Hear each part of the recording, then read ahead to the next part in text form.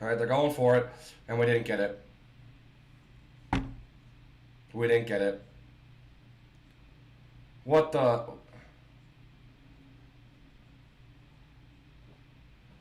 You call the timeout, just kick the field goal. Why are you going for it then? 3rd and 13, you got to get a positive yard. You got to get across midfield.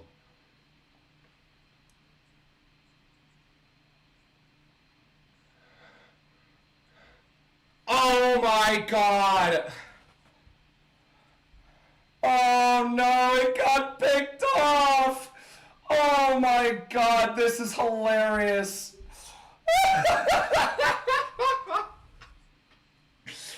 Oh, Eberflus! Oh, Eberflus, you are done. You are so done, man.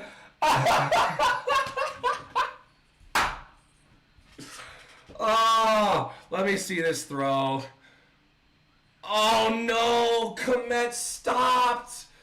Oh no. Oh.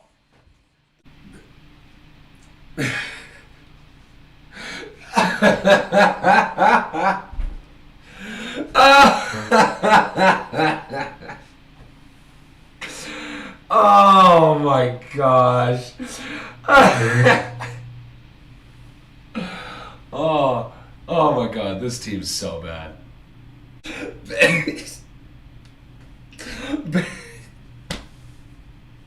The Bears have lost their 14th straight game. I don't know how. It's one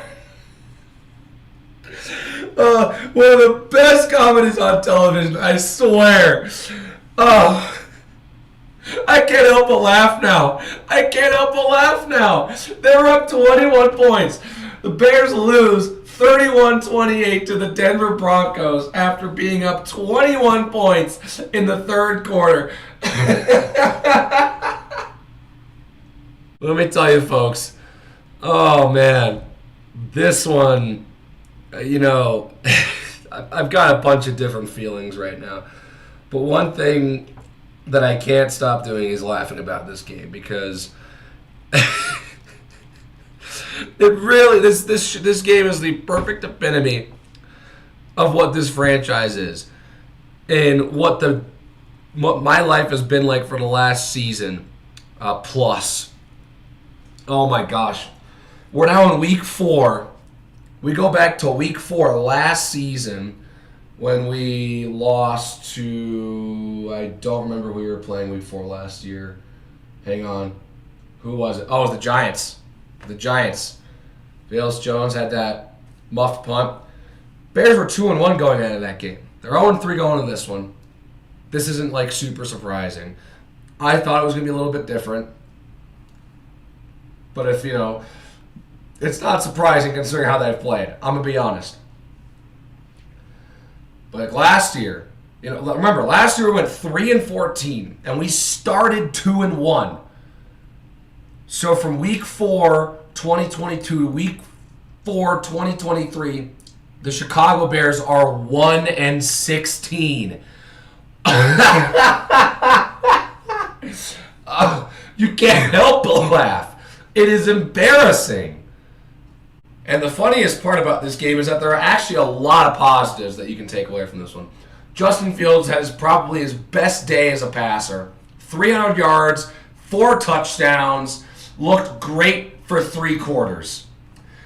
I know a lot of people are going to be like, Justin Fields is a winner. He's just terrible. Look at the pick he throws at the end of the game. Frankly, I understand he had 2 turnovers, but those first 3 quarters were awesome. It was exactly what we all hoped he would have looked like against Green Bay. Had his first 300-yard passing game in his career. I remember hearing it on the broadcast, first time the Bears throw, or a Bears passer, a singular Bears passer, throws for 300 yards since Andy Dalton did it the last week of the 2021 season. Remember how forgettable that game was against the Vikings? I didn't even know he threw for 300 yards. That game was so forgettable. So Justin Fields has his first 300-yard passing game as a pro. And he throws 4 touchdowns. You can't ask for much more. And if you're thinking, oh, you can ask more, no pick, no turnover. Okay, it's simple. Those are the obvious mistakes. I'm kind of more impressed with taking those 2 things out of the picture. Because in the long run, Justin is not the reason they lost this game. Justin is the reason they actually had that big lead to begin with. Because, you know what, I don't know, 16 out of 17 in the first half, and the only incompletion being a Hail Mary, so completing his first 16 passes of the game will do that for you. He looked absolutely fantastic in that first half. That is just factual. He missed he had one incompletion, which was the Hail Mary, so pretty much perfect passing the ball, and he had 3 touchdowns.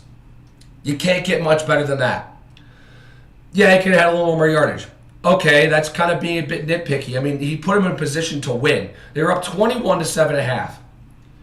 And that was super nice. Like, I think that was the first lead we had all season when we took the lead 14-7. I think that was the first lead we had all year.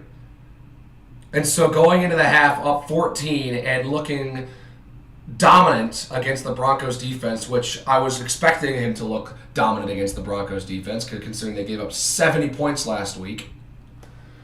Honestly, I'm just happy Mike McDaniel took a knee so he didn't tie the all-time record for most points scored with the Chicago Bears.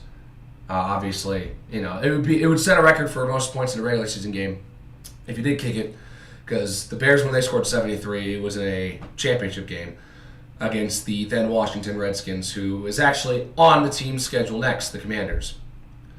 Before looking forward to that game, I do. It is just really funny thinking about it all. But God, this defense is so bad. Oh, it is hilarious watching them play sometimes. And it's so funny because I know that we would have won this game if we did not get injured. Because Jackson didn't play. Gordon has been out for the last 2 games. I did see Brisker in there. But, I don't think Johnson was in there. Our secondary was absolutely battered. I actually thought our defense was going to get walloped. Well, they did in the 4th quarter. Okay. Genuinely, I want to ask how many Bears fans genuinely got, kind of nervous after Denver scored that first touchdown. The first of the 3 that they used to tie the game. Not their first touchdown of the game. But, there was part of me when Brandon Johnson made that touchdown catch from Wilson, and I was like, oh. I mean, there's still time. It's not the 4th quarter. They still definitely can tie the game. Right? They're not going to blow us, right? Oh, boy, was I wrong. I saw them score that second touchdown, and I was a little frustrated. I'm going to be real with you guys. I was really frustrated after they scored that second touchdown. And when they tied the game, I was really frustrated. There's a word I've said a lot through 4 videos this year. But really, pretty much after that, is where things got really, really stupid and funny. And this is why I said I was just laughing when they lost this game. Because Denver has all the momentum. Justin Fields gets the ball back after turning the ball over with about 6.5 left after they tie the game. And, I'm like, you know what? Gotta be a goldfish. Forget what happened. Go out there and make a play. They take it out of Justin Fields' hands after he looks like the best player on the field. They take it out of his hands and put it in the hands of Khalil Herbert, which, don't get me wrong, it hasn't backfired as much as it has in games past. Khalil Herbert actually carved up that Broncos defense quite a bit. Had a couple angry runs in there. Was basically the reason we got into field goal range to begin with towards the end of the game. And then we get to the... Sorry, I can't... Just thinking about this call, I can't stop laughing. We get to the 4th and 1. The Bears have a 35-yard field goal and the lead within their reach, taking the points to get a 31-28 lead. What do? They send the offense out there, and they try to hard count them. and they got Denver, and they call a timeout. They try to hard count Denver. Fair judgment. I'm not gonna, rat on them for trying to catch them off sides. Denver had a couple pre-snap penalties earlier in the game. They had some penalties. They want to try and draw them off sides. I understand that. But the fact that you don't send Cairo Santos out there, and not only do you go for it again, So we're in a situation where they try to go for it. They don't. They try to hard count him. They time out. They go out again. And they run it up the middle.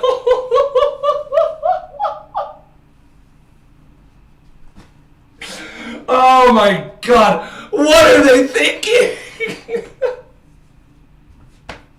Dude, this coaching staff is like the worst I've ever experienced. Oh my gosh. What are you doing? They're so bad. They're so incompetent. They have 3 great quarters, and then they get to the 4th quarter, and it's like everything they had done well. Output's thrown out the window. Oh. It's a shame, really, because I thought Luke Getsy was turning a bit of a corner. To be fair, he actually had some solid play calls throughout the game. They actually threw the ball deep. Justin Fields had like 5 completions of 20 plus in like the first half. I mean, they were stretching the field. They were doing great with some of the more deeper routes. And that's exactly what most people wanted to see. And that's what they need to do. They don't need to just keep going with it. They need to let Justin Fields throw the ball, 15 plus yards. That's kind of what I've been trying to say. Gotta let him throw. And it's like he looked comfortable in the pocket doing so. So it's like this is the game plan that they had today. It went well offensively. Outside of that horrible call, they got to the 4th quarter. I swear. What coach? I genuinely have this question. It's just like it puzzles me. Have the coaches in the NFL, have the coaches at any level learned anything from 28-3? Not to get conservative with play calling, not to get conservative with your offense, to keep being aggressive so you can keep putting the game out of the reach so that the other team doesn't have a chance to come back. Because guess what? Even though they may have scored 3 touchdowns to get there, if they stayed aggressive, Chicago may have scored another touchdown to put the game out of reach. Now, that's all hypotheticals. Obviously, if they kept aggressive, the Broncos probably wouldn't have scored 28. And if they kind of had kept the way the things, I doubt that they do get those 3 touchdowns anyways. But that's kind of the example I'm trying to say here. It's like, what is wrong with these coaches? Like, this isn't just like a Bears thing. The Rams almost blew a 20-point lead themselves today. Like, what is with this conservative play calling? Like, oh, we're up 20. We don't need to be aggressive. We can kind of just burn clock. No! Have we learned nothing from what Tom Brady was able to do down 4 possessions with 17 minutes left in the Super Bowl? 2 minutes left in the 3rd quarter. That's the same thing as 17 minutes. But, like, still, it baffles me because it's just hilarious how these teams just magically give away these games that they're up in because they play conservative. And then all of a sudden, oh, whoops, we don't have the momentum. And now they have to go down the field and get points because now, the other team's coming back and making it a game. It's these moments that legit make you feel like the NFL is scripted. And it's just so funny. Oh my gosh. There's a part of me that's just so angry and frustrated and filled with rage for this franchise because they just choked away a game that they should have had and they really, 99% of the time, will have. But I can't waste my energy like that. That's just funny. That's not worth my time. That's not worth my energy. Laughing about it makes all the pain go away, right? Of course. So on the outside, you may see me laughing, but on the inside, there's some severe pain going on here. God. Oh man, it's so frustrating. This game's so hard because They look so good for 75% of the game, and then the 25% they don't look good is how they lose the game. And it's just comedy. And it's just amazing how incompetent this franchise is to the point where they can look like the better team throughout most of the game, but the like quarter, 30% they're not the better team is bad enough to make them lose the football game. It's ridiculous. And I watched Justin Fields' presser. This team has broken that man. Oh my gosh. He looked so depressed up there. And, I gotta commend him a little bit because, he's like, yeah, I had a great game, but we didn't win the game, so he's not happy. He doesn't care that he threw 4 touchdowns and 300 yards. He lost the game, and he's upset about it.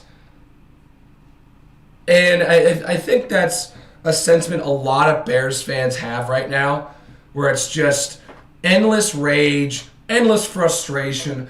They blew the game. He did all this great stuff, but he had a pick and a turnover. But when is some of these people in this franchise going to understand that this is unacceptable?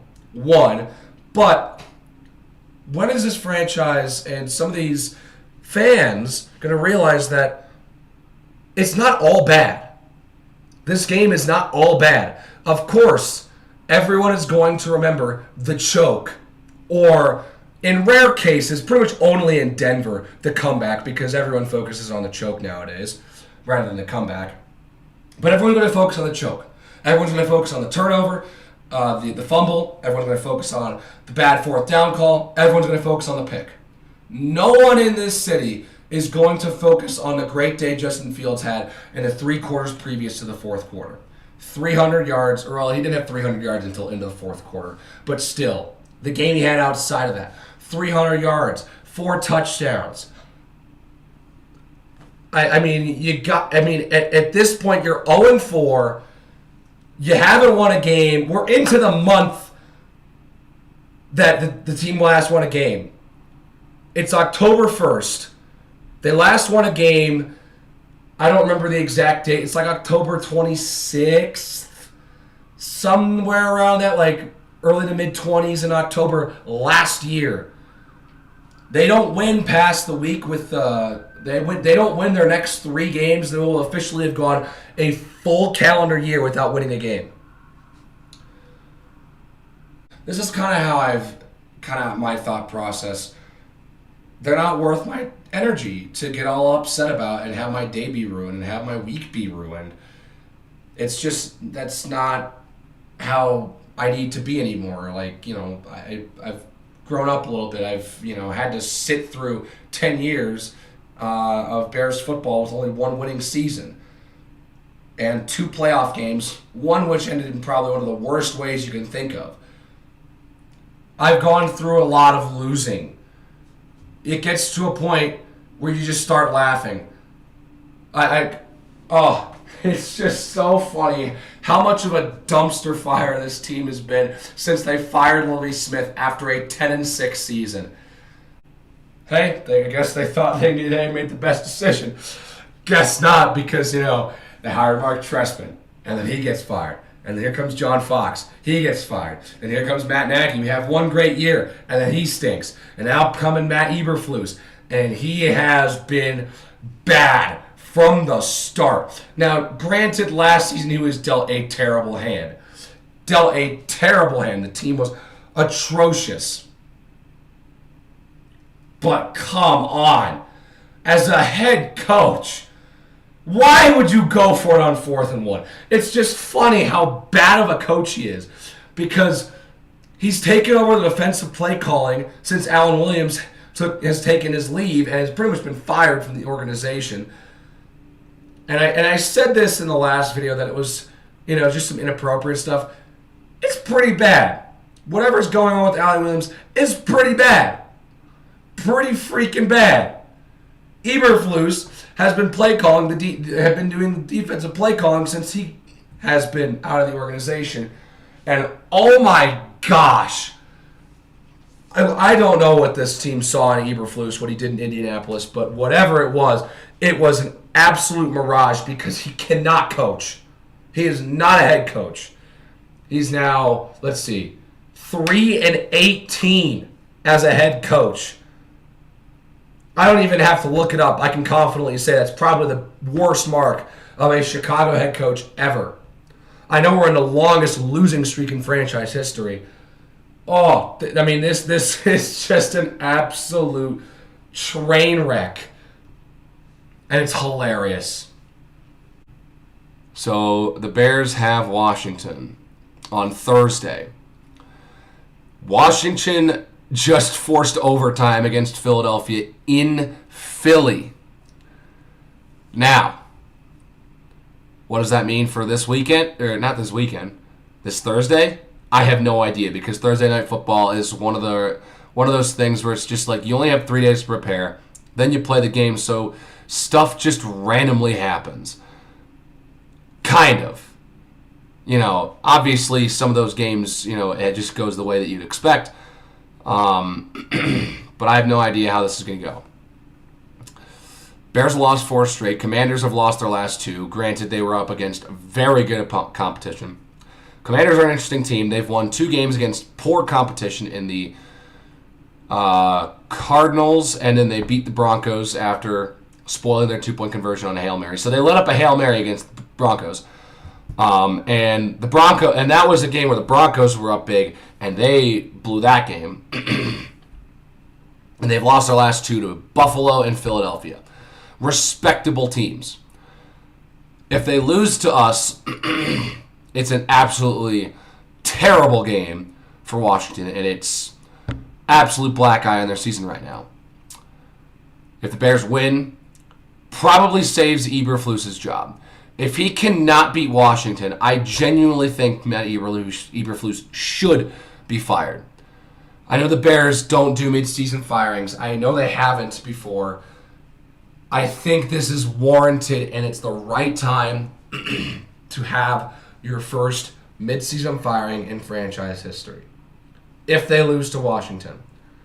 If they are able to pull one out, gets the coach. If he, I don't know where to go, but I think if they drop to 0-5, that's it. That's it. He's got to go. And I don't know what to do with Ryan Poles right now, but I mean, there were several camera angles. He seemed really pissed off the call to go for it on 4th and 1. But, I don't know how much of a role he has and stuff like that. I still have belief in Ryan Poles. He didn't have a bad... He made some good moves in the offseason. Only bad move, I will say confidently, that he's made was signing Chase Claypool. But a terrible move. He wasn't even playing this game. And I think that actually was a benefit to the Bears organization. He should be traded. I don't care if it's going to be a 6th-round pick. I know it's dumb, but I think just getting rid of him and getting rid of the locker room cancer that is Chase Claypool, TikTok Boy 2, is going to be a net positive for this team. I genuinely think it does. I know Justin has said that he's been trying to work with Chase. It's not working, bro. Ever since we signed Chase Claypool, we were only 1 game into the 14-game losing streak. This team is 0-13 with Chase Claypool on the roster. He needs to go. He has done absolutely nothing. He's caught 1 touchdown and 1 deep pass from Trevor Siemian against the Jets, and that's pretty much it. Couldn't really think of anything else. Put up 0 effort against Green Bay in Week 1. Didn't even know that he existed in Week 3 against Kansas City. And of course, he wasn't playing in this game. No wonder you're not being utilized correctly. If you're not going to show any effort, you won't be utilized correctly. Simple as that. Maybe show some effort next time, Chase. So stick with me and come join me because the ride never ends. Come join me after the Commanders game to jump back into this pit of misery that is the Chicago Bears. If you like the reaction, please hit that like button, hit that subscribe button, and I will see you guys next time. Take care, everyone.